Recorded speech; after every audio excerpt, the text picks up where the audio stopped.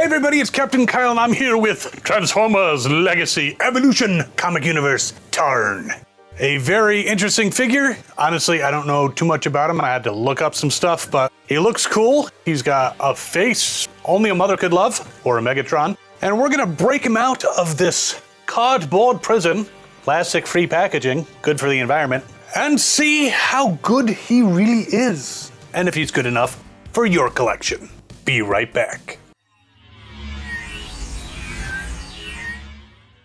All right, so as you can see in the box here, he's got no plastic window because it's plastic-free packaging, and he looks pretty cool. You can see his face is basically a Decepticon symbol, and it's a very nice package. It's got a nice picture of him in both modes on the back, and Evo Fusion, which apparently he can put some guns together to form a fusion cannon of sorts. But there he is. We're spinning him around. But let's break him out of this cardboard plastic-free prison and check him out. All right, and we have instructions. Woohoo! We might have to look at those. I have a trash can now. And there he is, still in the packaging, but freed from the outer layer. He's got weapons, he's got a tread thingy. I don't know, we'll figure it out. And of course, he is bound. Now you know what your prisoners felt like, Tarn, I assume. So apparently, tape does not count as plastic. I don't know what they make tape out of anyway, so. I will free you, I hope. Free at last. So let's take a look at this guy, Tarn. What in tarnation? Yes, the jokes will come, and they will be bad. So this thing, it looks like you can possibly put the guns in his fists, like so. Or you can attach them to the sides of this additional piece, put them on his arm, and he's got a double gun. Or he's got other weapons options. You can put the guns together and give him this huge and kind of intimidating fusion cannon that's like, wow. Are you compensating for something? But wait, there's more. Apparently this piece goes on the back, and you can give him over-the-shoulder cannons if you move these things out of the way. Very convenient weaponry. Perfect for that Decepticon on the go who wants to kill a lot of people, but be comfortable while doing it. The one of these little antenna things popped off, so that was easy enough to put back on. So before we get into his transformation and all that, even the posability, I do want to point out his face here. I mean, I understand he is part of the Decepticon Justice Department, which is kind of scary. And his face is covered with basically a Decepticon symbol. Some kind of mark of shame. I mean, maybe he's proud. Kind of reminds me of a Philadelphia Eagles fan on game day. But what if his lifelong dream was to be a spy, an undercover agent? By the way, you might think this is a fedora. It is not. It is called a trilby. Fedoras have wider brims. You have learned something non-Transformer related in this video. You're welcome. But yeah, he certainly would not be a good choice for an undercover infiltration assignment. I could just see it now. I am quite sure you're a Decepticon spy. What? That's crazy talk, man. What makes you say that? It is literally all over your face. Oh, shit. I forgot. See ya. Bye. And scene. Thanks to Red Alert for this special appearance. So yeah, very interesting face. I'm gonna take the backpack thing off, even though it is super comfy. And we'll put the weapons aside as we explore his posability. So with the legs, you can just about do a full toes up Jean-Claude Van Damme. They're on these joints that allow the legs to go back and forth. It's got a really good range of motion, pretty much to a 90 degree and even a little bit higher here. His legs can of course go out to the side. They have swivels at the top of the legs, so that's nice. Bends at the knee, and you know, for kneeing someone in the nuts. This is a great little plate that really digs in there. Might actually fix some Autobots, you know, but not copies already done. He does have ankle rockers of sorts, so he can definitely get into a dynamic wide stance. And he twists at the waist. Now, because of this piece back here, it doesn't twist all the way around. Not that you'd want it to, but it doesn't twist all the way around. Because there's a bit of plastic on his upper thigh cover that taps into it. I mean, I don't know if that part can be adjusted to cause him to do like the whole spinning top thing, but I don't think you really need to do that. But it's very nice that it does do that. The arms can go all the way around. Woohoo! bends at the elbow, moves out to the side, though it looks kind of funky. It's probably part of the transformation. If you put it up, it's kind of awkward looking.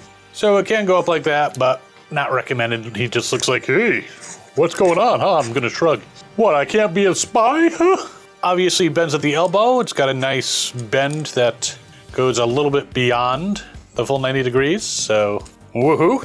He's got a swivel in his arms, so he can swivel off to the side. He's got these shoulder pads. I guess he's really stuck in the 80s, and he wasn't even invented until after the 80s, to my knowledge. Unless it was a Furman thing. His fists also do twist. His head turns. You can do a whole Exorcist thing. See, I watch more than Jean-Claude Van Damme movies. I've seen The Exorcist. He's got these antenna things in the back that can move out of the way when you're doing the attachment of his shoulder guns, so you can push him down. But yeah, the articulation's pretty good. He's got a little bit of a arm cover, armor on his forearms. These very wide shoulders. Ooh, wide shoulders. And can definitely get into some nice dynamic poses. Can even do a superhero landing. Ta-da! So as a robot figure, I mean, his face is a little daunting. What if he wants to become an Autobot? Does he got to get that whole thing redone? Not that I think he's gonna want to do that. And he is well armed, so you can have the double barrel fusion blaster cannon. It's weird having someone other than Megatron have a fusion cannon. And apparently he has special powers. Very special. So as a robot, I say he's pretty good. I like it. Obviously all plastic, but doesn't feel like cheap plastic like some of the Earthspark stuff, which is, they're good toys. Don't get me wrong, but the plastic feels a little cyberversy. Is that even a word? Let's look at the instructions, see if there's anything more to the robot mode that I don't know. No, that looks like that's pretty much it. All right, so we've seen him in his rather impressive robot mode, but let's get him into his tank mode. It's like not a normal tank. You understand. It's Cybertronian in nature. So there he is in his tank mode. Very cool looking, technologically advanced, non-Earth tank. He's got the turn up here, which can't really move, just points forward, but he's got these guns here that can move out to the side and shoot people. Can't really elevate, so he's fucked if you attack him from above. But I'm sure in the comic, or if they ever make a cartoon using him, he'll be able to fire upwards without any problem. But he has non-working treads. He has not even real wheels put into the treads, so he slides, so he's about the same as most of the siege cars and vehicles that can't roll for shit, or he could be a hover tank sometimes, but he's got tread, so I think he's supposed to roll over people. But a very cool mode.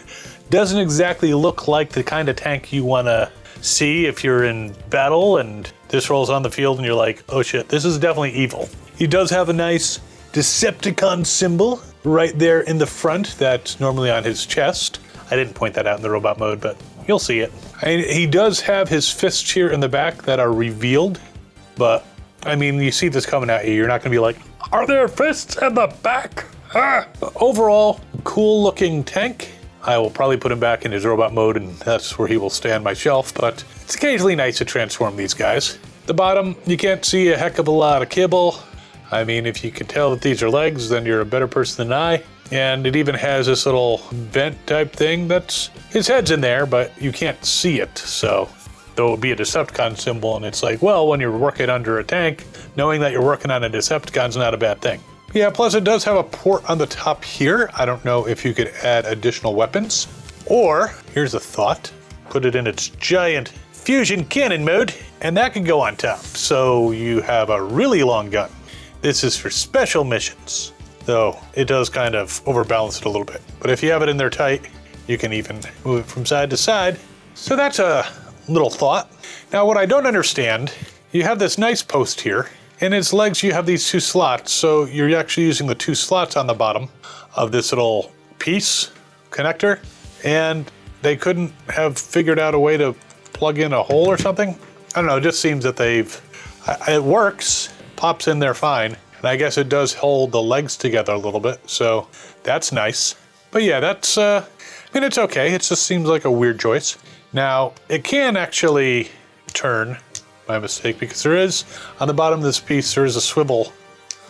So it was just a little stiff. That's what she said. So if we put these on here and use a swivel on that piece, so yes, it can shoot in many directions.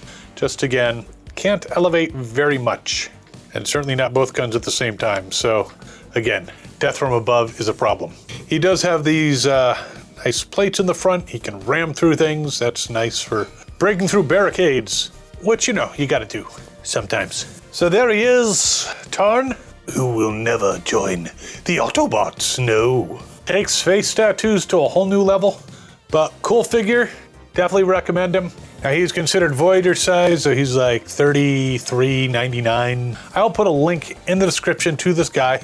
And I think he's a fun toy, and if you're a fan of the comic, which I need to actually go and read the comics, it's fighting the time, that's the problem, then he might fit right into your collection. Wahahaha.